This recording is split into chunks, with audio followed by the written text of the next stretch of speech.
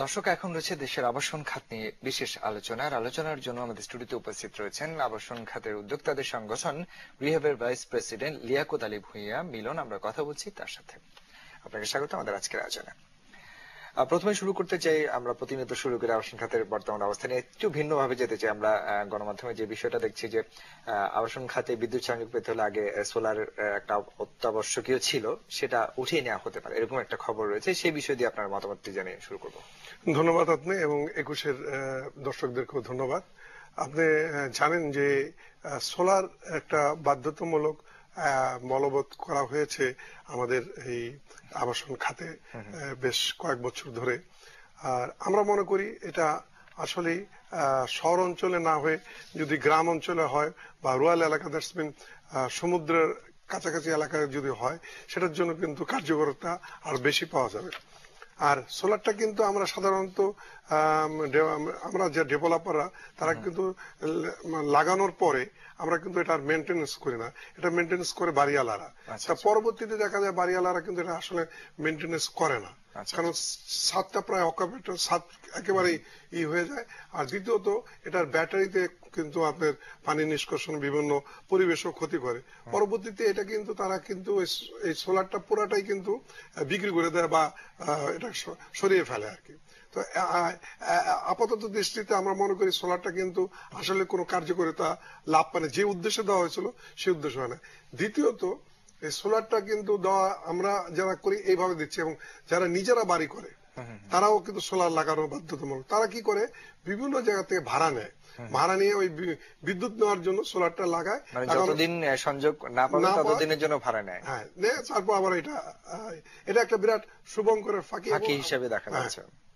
আমরা দেখেছি যেটা আমরা মনে করি কিছু অশুদ্ধ লোকের, সেটা বিদ্যুৎ ডিপার্টমেন্টের হতে পারে বা সোলারের সাথে যারা ব্যবসা করে, তারা এটা সাময়িকভাবে এটা লাভবান হওয়ার জন্য এটা করা হয়েছে। এবং এতে দেখা যায় যেন একটা বাড়তি বোঝা আপনার ডেভেলপারদেরকে দেওয়া হয়েছে। তা এখন আমরা কিন্তু এই মুহূর্তে কিন্তু আমরা মাননীয় বিদ্যুৎ মন্ত্রীর কাছে এই ব্যাপারে আমরা অ্যাপিল করেছি। উনি এটা খুব সহানুভূতির সাথে দেখছে। আমরা আশা করছি এটা একটা বোঝা, এই বোঝাটা উঠিয়ে ফেলবে বলে আমরা মনে করি। কিন্তু আমি একটু আসতে চাই যে সোলার প্যানেলের মাধ্যমে বিদ্যুতের এটা আমি কি বলবো যে অপোজিট, অর্থাৎ বিদ্যুতের মতোই অনেকে করেন বলে অনেকেই বলেন, সেই বিষয়টা কি আসলে সত্যি নয়? কোনটা? আমি আবার মানে সোলার প্যানেলের মাধ্যমে যে এনার্জি পাওয়া যায় সেটা তাহলে আপনি কি মানছেন না? না, আমি তো ওটা মানছি।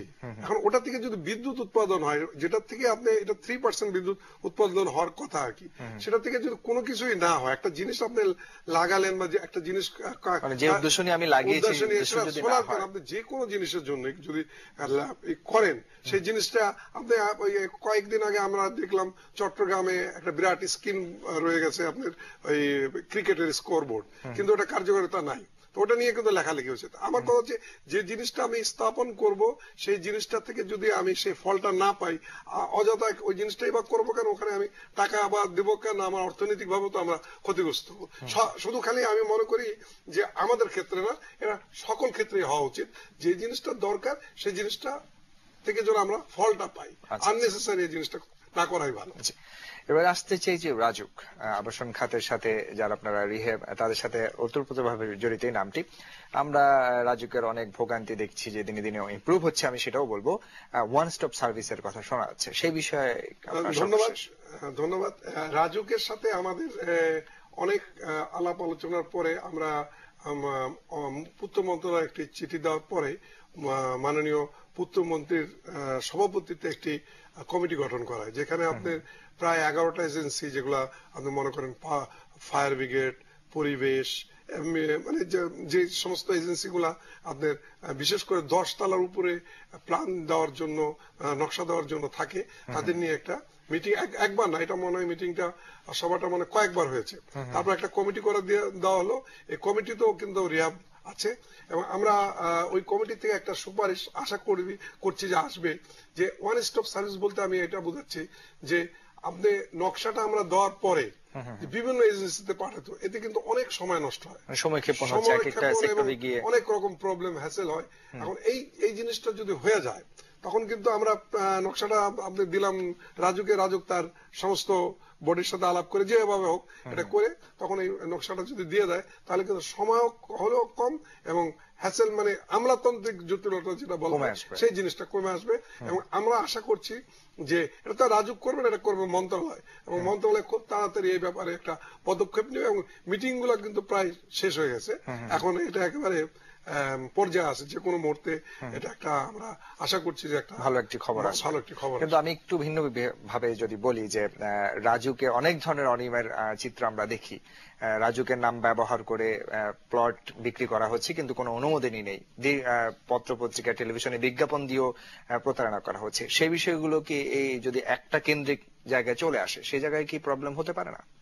না, একটা এটা তো আরো সুবিধা হবে, তখন তো রাজুক নিজেই মনিটরিং করবে এবং রাজুক যে ফ্ল্যাট বা যে জমি বিক্রি করবে, এবং এখন তো আমার জানার মতো রাজুক আর জমির মধ্যে যাবে না, এখন মানে ফ্ল্যাটের মধ্যে। এটাও আমরা কিন্তু আমাদের রিয়াব থেকে কিন্তু আমরা এটাকে উৎসাহ করি না যে রাজুকের জায়গায় থাকবে, কিন্তু সেই ক্ষেত্রে কিন্তু রাজুকের কোনো অসুবিধা হওয়ার কারণ না, বিকজ রাজুক তো নিজেই মনিটরিং করতেছে।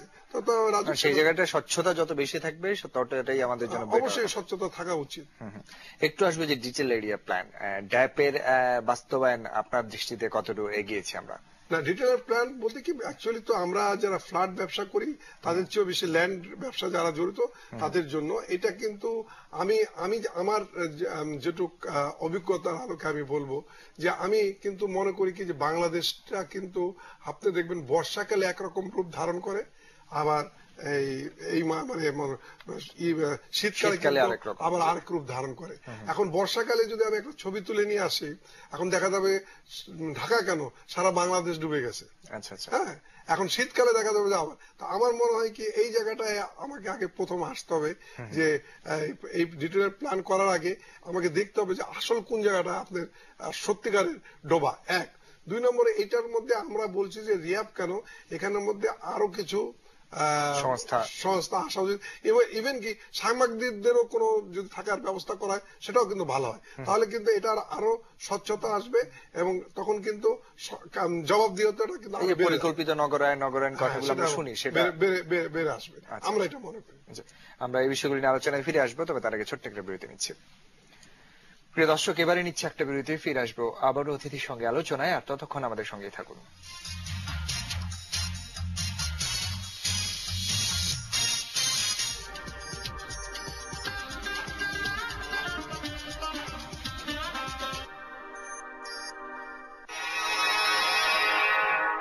ড্যামেজ চুল? No chance. ডাভ আছে না? এখন যে কোনো ডাভ 700 মিলি শ্যাম্পুর সাথে একটি হেয়ার ড্রায়ার ফ্রি। বাছাইকৃত আলু সঙ্গে মজাদার spicy mix, real potato chips, Ringo chips, বন্ধনে আছে ক্যান্সার প্রতিরোধক গামা অরিজিনাল ও কোলেস্টেরল হ্রাসে ওমেগা 3, ফলে হার্ট থাকবে সুস্থ। আজ এতদিন পর ও আসবে, ওর সুস্থতা মানে আমার জীবনের স্পন্দন। স্পন্দন রাইস ব্র্যান্ড অয়েল, হৃদয়ের স্পন্দনে, সুস্বাস্থ্যের বন্ধনে।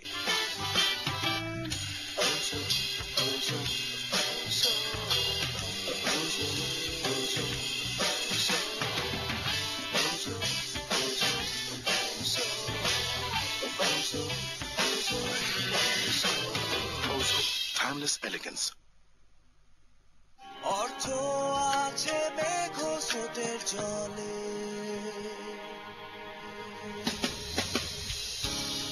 অর্থ যখন খোঁজে মানে। ইউনিয়ন ক্যাপিটালে আমরা বুঝি অর্থের সেই ভাষা, অর্থের অর্থপূর্ণ সমাধানে ইউনিয়ন ক্যাপিটাল। কেউ খুব টিপটপ, কেউ অগোছালো, কেউ বা অনেক হাসি খুশি, কারো মুখ কালো, কেউ অনেক রস ভারী, কেউ অনেক ফানি, কেউ হয় বড় চঞ্চল, কেউ অভিমানী। নিখুঁত স্বাদের সময় প্রতিদিনই Gold Mark Cookies, নিখাত স্বাদে সবাই এক।